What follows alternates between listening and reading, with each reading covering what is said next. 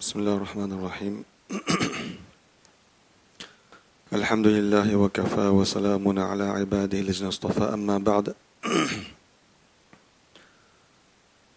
فقال تعالى في القرآن الكريم بعد أعوذ بالله من الشيطان الرجيم بسم الله الرحمن الرحيم كتب عليكم الصيام كما كتب على الذين من قبلكم لعلكم تتقون صدق الله وصدق رسول النبي الكريم ونحن على ذلك لمن الشاهدين والشاكرين والحمد لله رب العالمين. Avant de continuer ce qu'on avait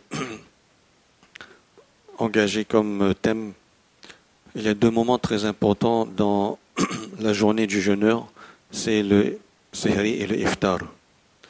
Et il est bien connu que durant ces deux moments, ces deux occasions, les du'as du jeûneur sont acceptés. Mais il y a juste quelques précisions qu'on souhaiterait apporter. C'est que parfois on a tendance à penser que, par exemple, au moment du iftar, c'est avant le iftar, le dua que l'on fait, c'est ce dua-là qui est accepté. C'est vrai, mais ce n'est pas réellement la compréhension correcte et complète de cette notion de pardon au moment du iftar.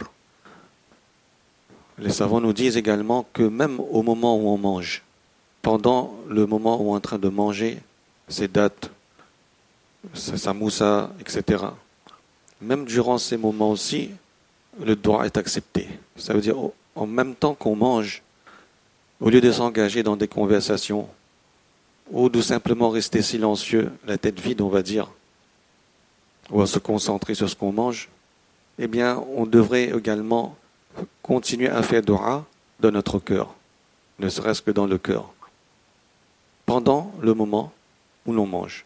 Bien qu'on est en train de faire une action qui est en train de satisfaire nos besoins corporels, nos besoins physiques, même dans ces moments-là aussi, eh bien, rien ne nous empêche de continuer de faire dua. Et ces duas sont acceptés.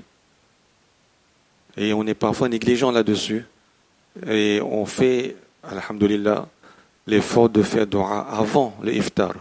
Mais pendant le iftar également, on devrait continuer à faire dua. De ne pas rater ces occasions. De la même façon pour le sihri. Au moment du sihri, le sihri c'est une action qui est très très très vertueuse.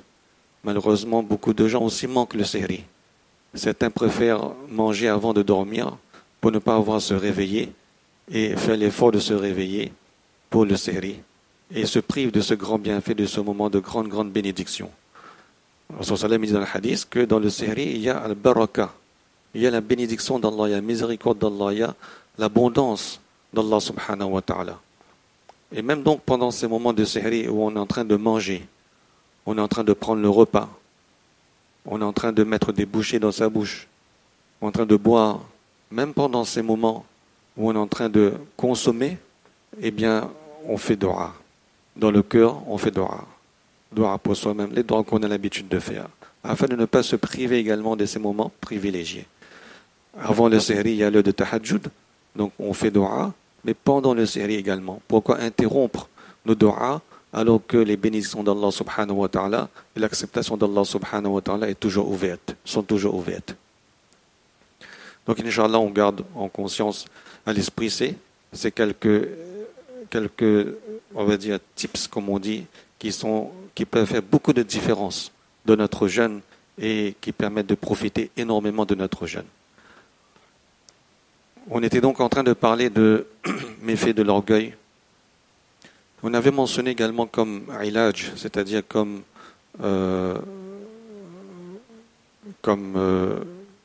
prescription pour soigner cette maladie spirituelle, le fait de faire le shukr, remercier Allah subhanahu wa ta'ala, al-shukr ala ni'matillah, ou bien ala an'umillah, remercier Allah subhanahu wa ta'ala pour les bienfaits qu'il nous a accordés.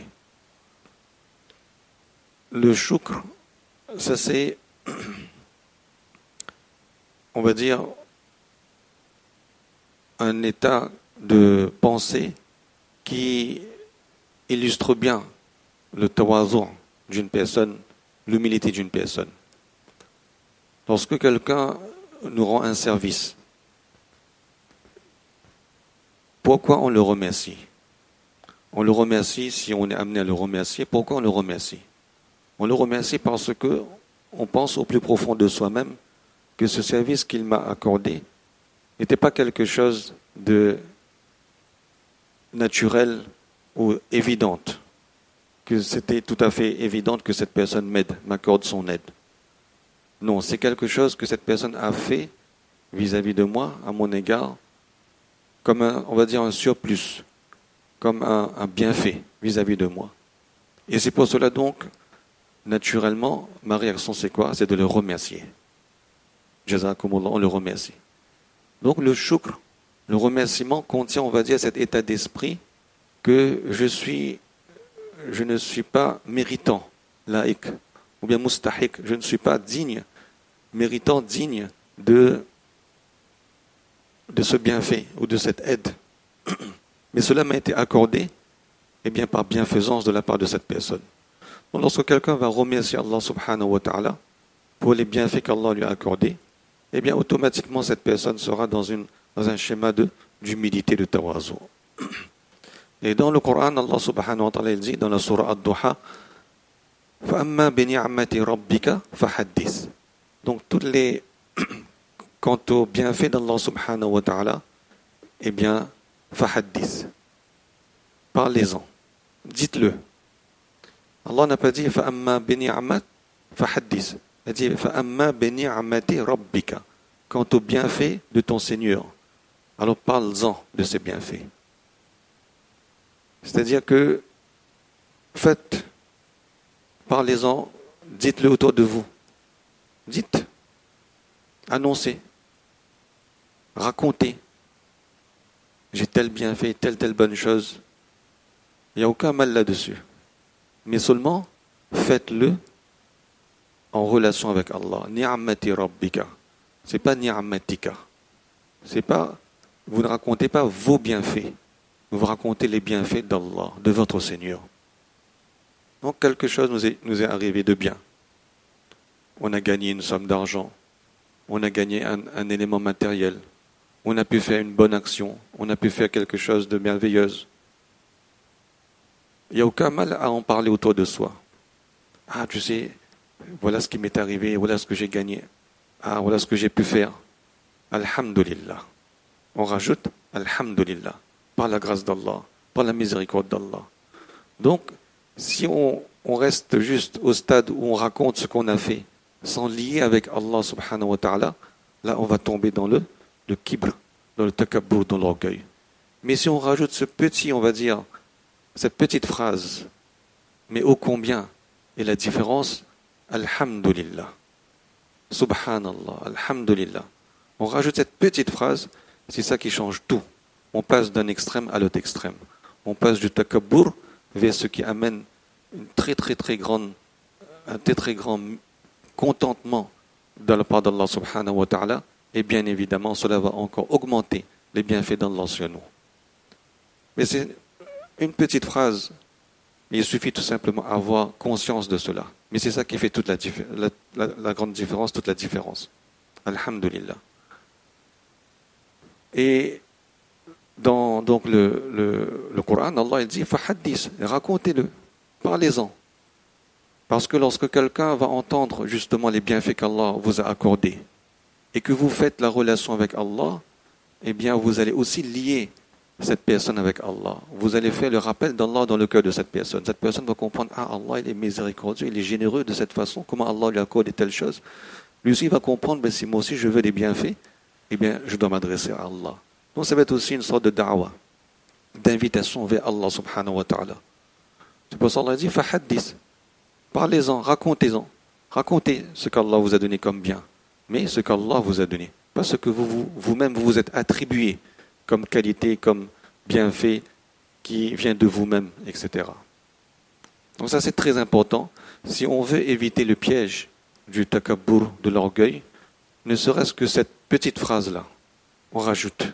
Lorsqu'on parle de ces choses qui pourraient mener vers l'orgueil, Alhamdulillah, Subhanallah, pour se préserver justement de cette fierté orgueilleuse. Ça, c'est premier, on va dire, enfin, c'est un des ilaj, des médicaments pour se prémunir de l'orgueil. Un autre ilaj que les savants nous donnent également, on avait déjà mentionné quelques-uns, il y a un autre également, c'est lorsqu'on sent que l'orgueil pourrait pénétrer le cœur, de s'engager dans une action qui, urfan, c'est-à-dire dans les us et coutumes, sont considérées comme des actions qui sont considérées dans les us et coutumes comme rabaissantes ou basses. Une action qui est considérée comme basse. De faire cette action, de s'engager dans cette action. Ça aussi, c'est un ilaj, c'est un moyen qu'utilisaient les sahaba, radiallahu anhum, pour amener l'humilité dans leur cœur. Lorsqu'ils sentaient que l'orgueil était en train de naître dans le cœur. Omar, radiallahu anhu, pour donner comme exemple, Omar, radiallahu anhu, une fois, il avait fait un sermon dans la masjid, sur le mimbar, et il était vêtu d'un djubba, d'un grand manteau, on va dire de classe, de grande qualité. Et donc, lorsqu'il a terminé son sermon, il est rentré chez lui et il a pris un mashk, c'est-à-dire une sorte de récipient en terre cuite. Il remplissait de l'eau ce récipient et il passait de porte à porte pour distribuer de l'eau aux personnes de la ville. C'est qui? C'est Omar radiallahu anhu qui est Amirul Mu'minin, chef des croyants, président, empereur de tout un empire. Et il passe de porte à porte pour distribuer de l'eau aux habitants, aux résidents de sa ville. Alors quelqu'un lui demanda, et il dit, parce que je fais cela, parce que lorsque j'avais mis ce djubba, ce manteau, eh bien j'ai senti une sorte d'orgueil qui commençait à naître dans mon cœur, et donc pour casser cet orgueil, voilà dans quelle action je me suis engagé. Donc faire une action qui est, on va dire, contre nature par rapport à sa position, ou bien si on a une position, ou bien une action qui est considérée comme rabaissante. Cela va contribuer énormément à casser l'orgueil dans le cœur des personnes. Et c'était la pratique également de nos grands akabir. Abu Huraira radiallahu anhu, un autre sahabi également. Une fois, il était désigné gouverneur parce que le gouverneur de cet endroit devait se rendre à Bahreïn, partir en congé à Bahreïn. Et donc le gouverneur a dit à Abu Huraira radiallahu anhu, vous allez faire mon remplacement durant mon absence. Abu Huraira radiallahu anhu, un très grand savant, très pieux, etc., un homme de confiance. Et donc, il a pris cette place de gouverneur durant l'absence du gouverneur qui était parti à Bahreïn. Et toute la journée, donc, Abu Huraira radiallahu anhu, il était engagé dans les activités de gouvernance. Donc, c'est une activité donc une position élevée où il commande, il ordonne, etc. Donc, il donne une certaine autorité sur les autres, une certaine supériorité sur les autres. Mais lorsqu'arrivait la fin de la journée, qu'est-ce qu'il faisait, Abu Huraira? Eh bien, il prenait un fagot de bois, un tas de bois. Il les attachait et il le mettait sur sa tête et il allait dans le marché, le souk. Et il procédait comme ça dans le marché et il disait à voix haute, faites place pour Amirul Mu'minin, faites place pour Amirul Mu'minin. Tout en portant ce fagot de bois sur sa tête. C'est-à-dire qu'il annonçait aux gens que faites place pour le commandeur des croyants, alors que c'était lui-même qui était en train de porter ce fagot de bois sur sa tête, qui était le commandeur de croyants. Donc ça, c'est une action, on va dire, qui ne scie pas à quelqu'un qui vient d'assurer les fonctions de gouverneur. Mais voilà ce qu'il faisait à la fin de la journée. Et pourquoi il le faisait? Pour casser cet orgueil qui aurait pu se créer dans son cœur durant la journée. Et donc ça, c'est une très bonne technique, on va dire, pour enlever l'orgueil dans le cœur. Et on a des exemples de nos savants, de nos grands savants, Mana Gangoui, rahmatullah alayhi, Mana Notui, rahmatullah alayhi, Mana Mufti Shafi, rahmatullah alayhi, notre prédécesseur, Mufti Mahmoud Gangoui, rahmatullah alayhi, dit lorsque donc il était en train d'enseigner, il se mit à pleuvoir. Et donc, ils étaient donc dans la cour, ce qu'on appelle le sehen de la masjid. Et là, tous les élèves, qu'est-ce qu'ils ont fait? Ils ont couru dans la masjid pour se protéger de la pluie. Et lui, le professeur, qu'est-ce qu'il a fait? Il a pris ses chaussures, ses savates et les savates de ses élèves dans sa main. Il les a amenés également à l'abri pour ne pas être mouillés. Ça, c'est le professeur. Tellement ils avaient l'humilité dans leur cœur. Alors on va dire que ce n'est pas une action qui revient à un professeur que de porter les savates de ses étudiants. C'est plutôt l'inverse qui aurait dû se produire. Donc ce type d'action, soit c'est pour enlever l'orgueil dans le cœur, ou c'est aussi parce que c'est le signe que l'orgueil n'est pas présent dans le cœur.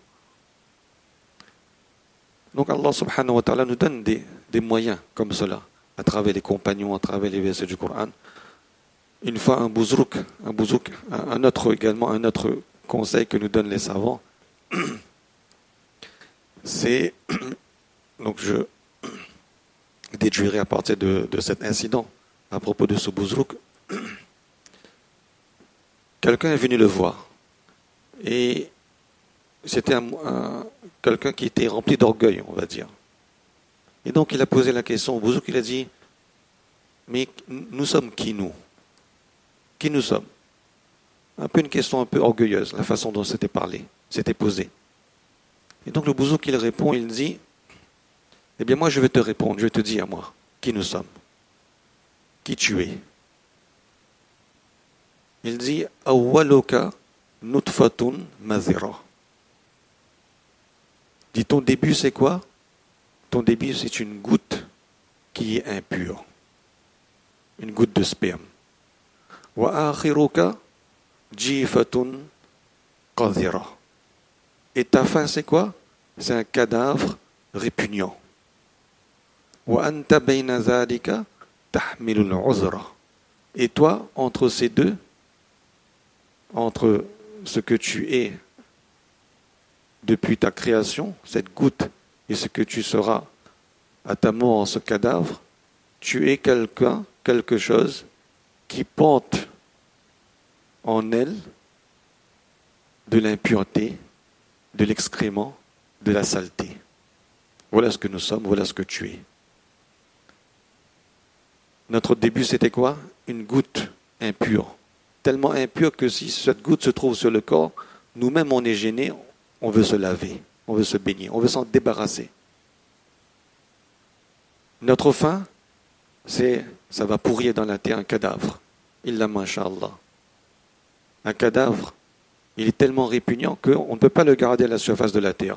Il faut l'enterrer, le faire disparaître de la vue et des regards et du nez. Et entre les deux, dans notre vie de tous les jours, qu'est-ce qu'on est? Eh bien, on porte en soi-même des excréments, de l'urine, du sang, qui sont des choses qui sont impures, qui sont des choses que nous-mêmes, on ne souhaite pas qu'elles soient visibles. Si ce sont des choses qui sont visibles, on s'en débarrasse, on s'en nettoie. Même si c'est sur nos vêtements, on s'en nettoie. Et donc, Allah nous a donné ce corps, cette enveloppe corporelle, pour cacher cela. Mais notre intérieur, voilà ce qu'il porte, notre intérieur. Et donc le bouzouk, donc nos mashaïkh nous disent que, eh bien, ça aussi c'est un des moyens pour casser l'orgueil dans le cœur lorsqu'on fait nos toilettes. Lorsqu'on fait nos toilettes, eh bien, de penser que lorsqu'on voit tout ce qui sort de notre corps, etc., eh bien voilà ce que je suis, ce que je porte en moi. D'avoir cette pensée sur cette parole de ce bouzouk. Qu'est-ce que j'étais? Une goutte de sperme. Qu'est-ce que je serais? Un cadavre. Et qu'est-ce que je porte en moi durant ma vie? Et donc comment pourrais-je avoir cet orgueil que je suis quelqu'un, je suis quelque chose, je suis pratiquement une élévation. On se croit comme un Dieu, comme on dit. Donc ça aussi, ce sont des moyens, des occasions comme ça, en longueur de journée qu'on puisse avoir pour traiter de cette maladie qui est l'orgueil. Rasulullah sallallahu alayhi wa sallam, lorsqu'il rentrait chez lui, il était qui? Envoyé d'Allah. Quelle responsabilité il avait, quel poste, quel rôle il avait, quelle élévation il avait, non seulement dans sa communauté, mais dans toute la Ummah et dans toute la création. Et lorsqu'il rentrait chez lui, Rasulullah sallallahu alayhi wa sallam, qu'est-ce qu'il faisait? Il lui arrivait de passer le balai dans la maison.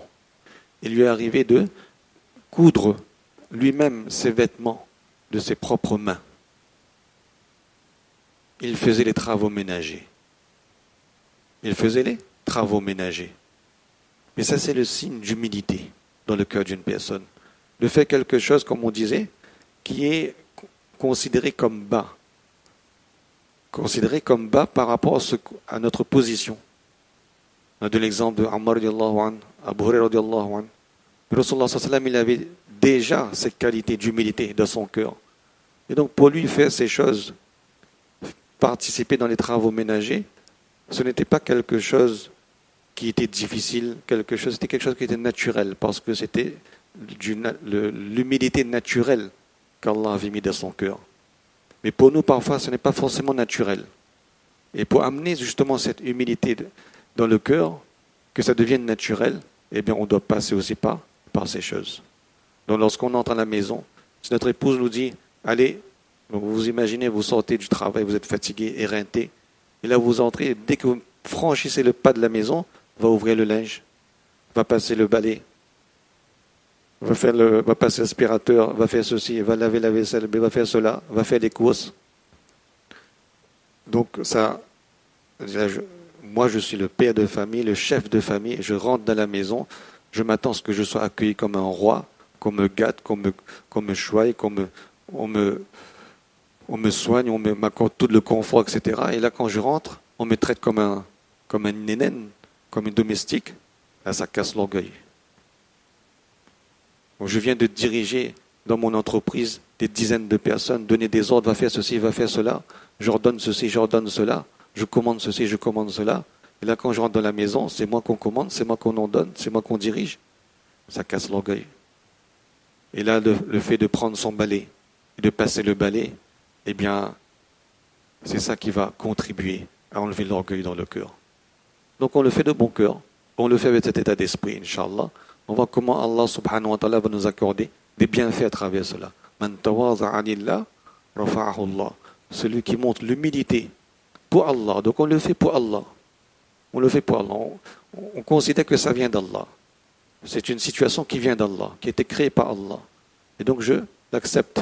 Et Inch'Allah, lorsqu'on le fera, rafa'ahu Allah, Allah nous élèvera, Allah élèvera cette personne. Alors, nous avons fait de comprendre ces quelques paroles, encore quelques petits conseils grands conseils, Inch'Allah, sur la façon d'enlever l'orgueil dans le cœur.